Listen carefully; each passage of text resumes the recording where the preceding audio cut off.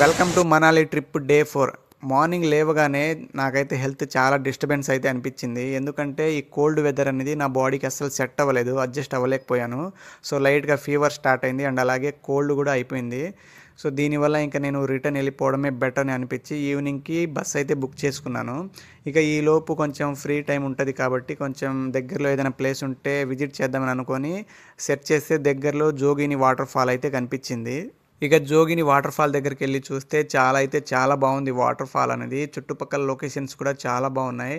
ఇక్కడ వెదర్ అనేది ఇంకా కూల్గా ఉంది. అందుకే కొంచెం సేపు టైం స్పెండ్ చేసి అండ్ అలాగే ఫొటోస్ అని వీడియోస్ అలా తీసుకొని కాసేపు అలా రెస్ట్ తీసుకొని ఇంకా రిటర్న్ అయితే స్టార్ట్ అయ్యాను.